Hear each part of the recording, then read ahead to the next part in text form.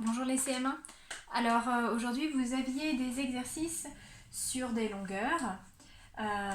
Donc je vais faire un petit point avec vous. Vous aviez aussi la leçon à voir sur le petit calepin 4 maths pour vous aider, mais je vais quand même vous expliquer comment moi je vous aurais expliqué en classe. Alors, vous avez découvert sur le petit calepin 4 maths qu'il existe différentes unités de mesure de longueur. Plus les choses à mesurer sont petites, plus on va utiliser des unités petites, plus elles sont grandes, plus on va utiliser des grandes unités. Vous en connaissez certaines depuis longtemps. Vous en connaissez une que l'on appelle le mètre, depuis longtemps. Le mètre de la classe, donc tout le monde voit à peu près la longueur d'un mètre, c'est un grand pas, ou alors cette fameuse règle de la classe. Donc mètre qui peut être utilisé pour mesurer par exemple la hauteur d'un immeuble, la longueur d'une pièce, voilà à peu près le nombre de choses, ce qu'on peut mesurer avec des mètres. Vous connaissez aussi les choses qu'on mesure mais qui sont plus petites. Vous connaissez le centimètre et le millimètre. Donc ça vous les connaissez aussi depuis longtemps. Vous avez récemment appris aussi à utiliser les décimètres. Décimètre, pour rappel, ça fait 10 cm. Un décimètre, c'est quelque chose qui fait 10 cm.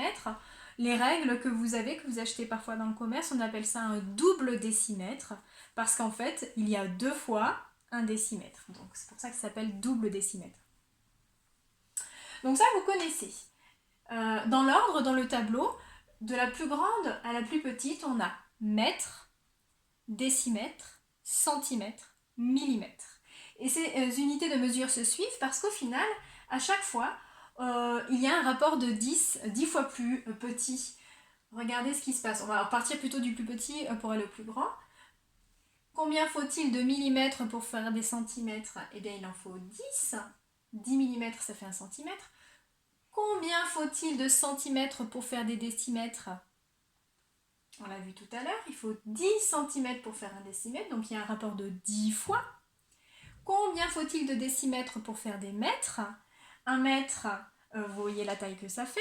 Si on prend des petits paquets de décimètres, donc 10 cm, combien faut-il pour faire un mètre? Il en faut aussi 10. D'accord? Donc ce tableau, il marche à chaque fois de 10 en 10 et ça doit vous rappeler le tableau de numération.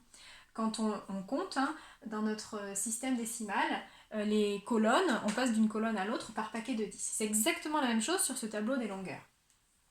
Vous avez aussi d'autres longueurs qui sont plus grandes que vous allez être amené à utiliser un petit peu plus tard, mais je vous en parle déjà.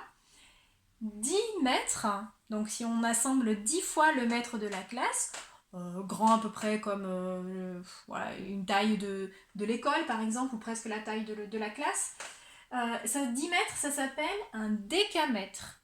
Et alors là, le diminutif, c'est DAM. Il faudra faire très attention à ne pas confondre avec DM. DM qui veut dire décimètre et DAM qui veut dire décamètre. Donc ça, c'est encore 10 fois plus grand que le mètre. Et si l'on continue encore 10 fois plus grand, ça s'appelle le hectomètre. Et le plus grand que vous connaissez, kilomètres, parce que là, il y a tellement de distance qu'on a utilisé les kilomètres pour mesurer, par exemple, la distance entre deux villes. 1 kilomètre, pour rappel, vous savez combien ça fait de mètres, ça, vous l'avez appris. 1 kilomètre, c'est 1000 mètres. Ça se voit dans mon tableau. Regardez, 1 kilomètre, les mètres, c'est cette colonne. Donc, si je veux convertir 1 kilomètre en mètres, je n'ai plus qu'à compléter les colonnes du tableau jusqu'au mètre. Autre exemple, on a dit tout à l'heure 1 décimètre, c'est 10 cm. Regardez pourquoi. Si je mets 1 dans la colonne décimètre, c'est combien de centimètres? Je dois lire donc jusqu'au centimètre, c'est-à-dire 10. 1 décimètre, c'est 10 centimètres. Voilà. Donc ça, c'est l'usage du tableau. Normalement, vous savez inconsciemment l'utiliser puisque c'est de la même façon que l'on utilise le tableau de numération. Une centaine, c'est 100 unités. Une centaine, c'est 10 dizaines. Voilà, c'est exactement la même chose. Souvenez-vous. Hop. Ça, c'est le tableau de mesure des longueurs. C'est pour les nombres. Alors ici, il y a la partie décimale que j'ai utilisée pour les CM2. Donc pour l'instant, vous n'en tenez pas compte, on s'arrête aux unités. Si j'ai une centaine, eh bien c'est équivalent à 10 dizaines. Ou alors 100 unités. D'accord? C'est la même utilisation. Voilà donc pour l'explication du tableau. Maintenant, vous aviez des exercices à faire. Donc, je vais vous montrer comment vous pouvez corriger ces exercices, comment vous pouvez faire ces exercices en utilisant ce tableau. Tout d'abord, pour l'exercice 3, vous deviez ranger ces mesures de la plus petite à la plus grande. Alors, l'inconvénient, c'est qu'elles n'étaient pas toutes exprimées sous la même unité. Certaines contenaient des mètres, centimètres, d'autres que des centimètres, d'autres que des décamètres, que des centimètres.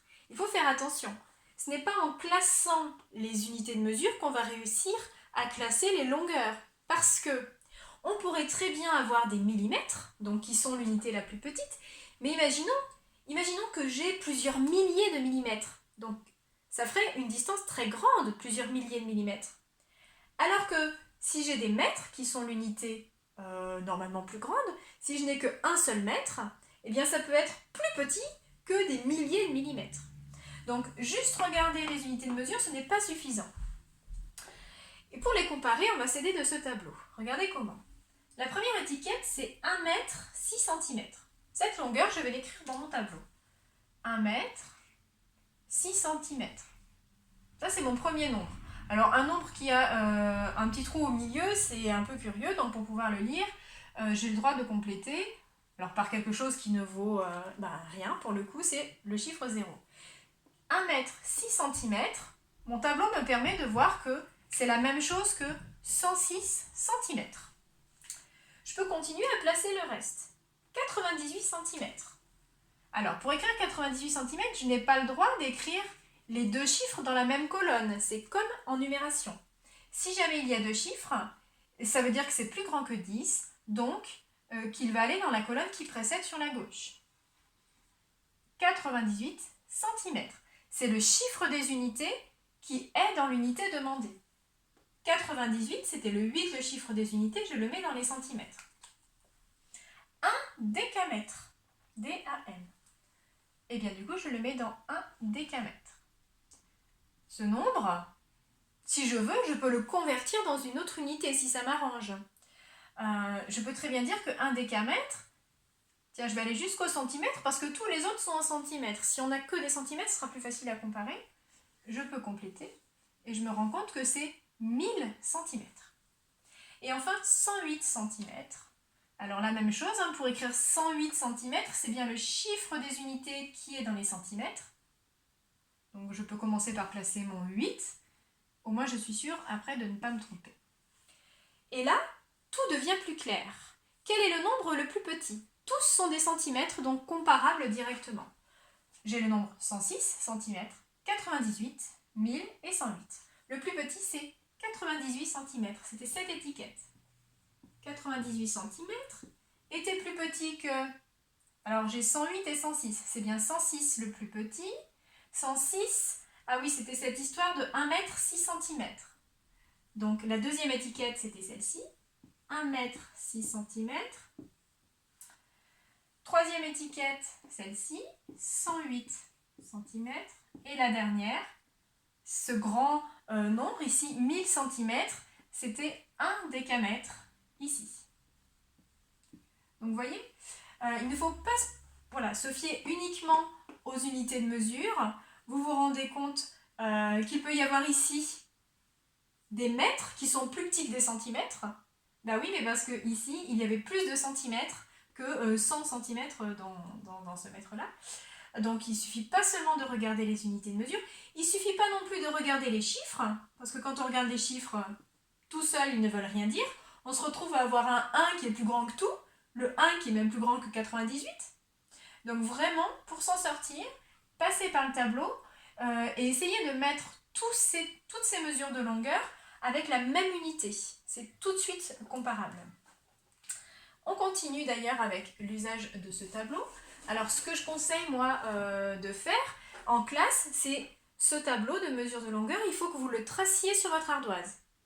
Vous faites vos colonnes, vous écrivez le nom de chacune des unités de mesure et vous pouvez l'utiliser pour tous les exercices. Exercice 4, 2 décimètres par rapport à 20 cm, est-ce que c'est égal, plus petit ou plus grand? Eh bien, je vais placer ces deux mesures dans mon tableau. 2 décimètres et 20 cm.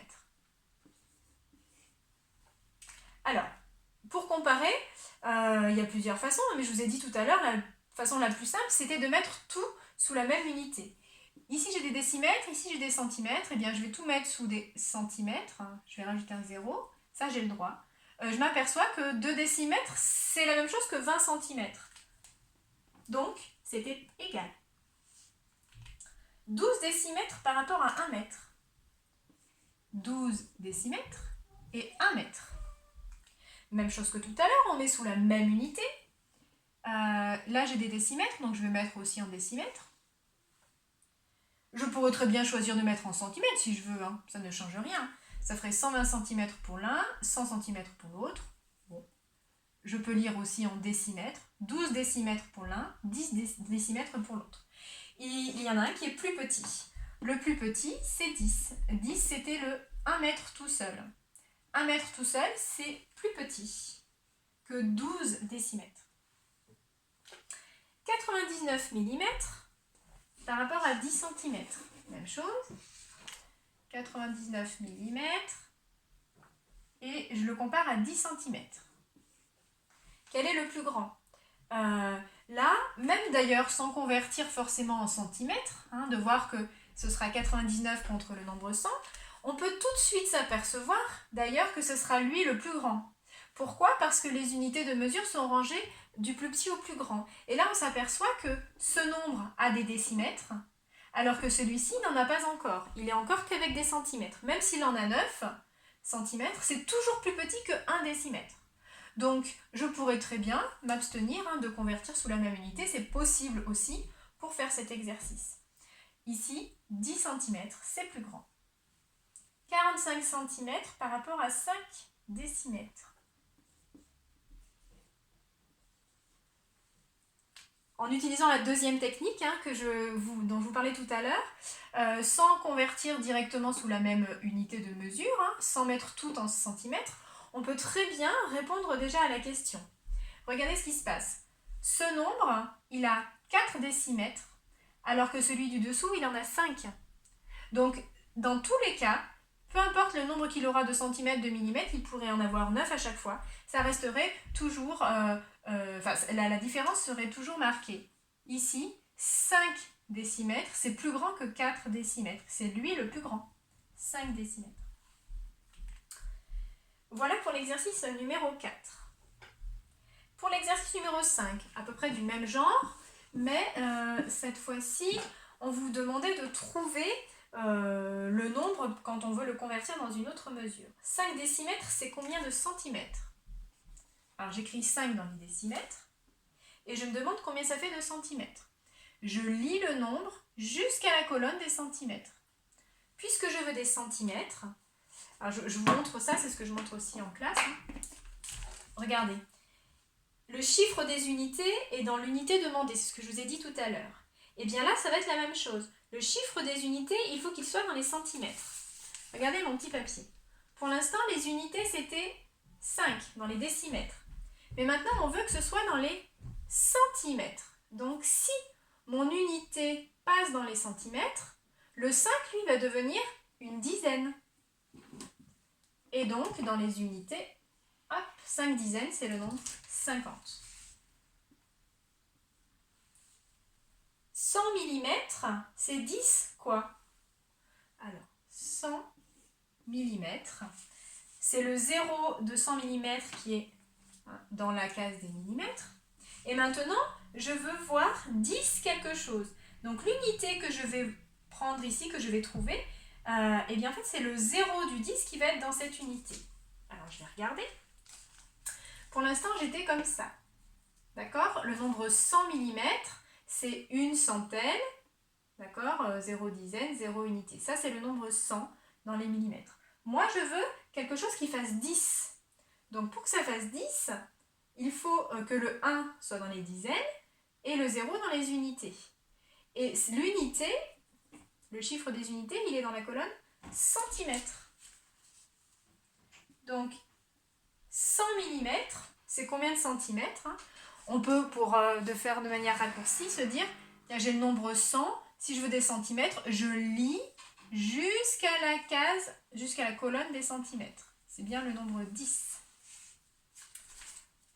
Ensuite, pour aller plus vite et pour terminer, 145 cm. C'est combien de mètres et de centimètres? Dans 145 cm, effectivement, c'est tellement grand qu'il y a assez pour faire des mètres. Il y a 1 mètre entier. D'accord, j'ai noté. Et qu'est-ce qu'il reste? Eh bien, il reste 45 cm. Ensuite, 46 cm, c'est combien de millimètres? Je complète jusqu'au millimètre. Il faut que mon chiffre des unités soit dans les millimètres, donc cela fera 460. Hop. 2 mètres, c'est combien de décimètres? L'unité est dans les mètres au départ, mais maintenant je veux que mon chiffre des unités soit dans les décimètres. Donc là, il me faut un chiffre des unités qui ne vaut rien, c'est le 0. Ça fait 20. 2 mètres, 4 centimètres. C'est combien de centimètres? Je dois lire ce nombre pour que ça, ce soit des unités, ça, ce soit des dizaines, ça, ce soit des centaines. Je veux que les unités soient dans les centimètres, c'est ça. Eh bien, ça fait le nombre. Alors là, je complète par un 0 parce qu'il y avait un trou au milieu. 204. Voilà comment on pouvait faire cet exercice. Il faut connaître l'ordre des mesures de longueur, enfin l'ordre des unités de mesure de longueur par cœur. Il faut savoir refaire ce tableau sur l'ardoise, tout seul, sans modèle. Et savoir l'utiliser. Une fois que vous savez vos colonnes et que vous avez compris comment l'utiliser, vous réussirez tous les exercices de conversion de longueur ou d'addition de longueur. Allez, à bientôt!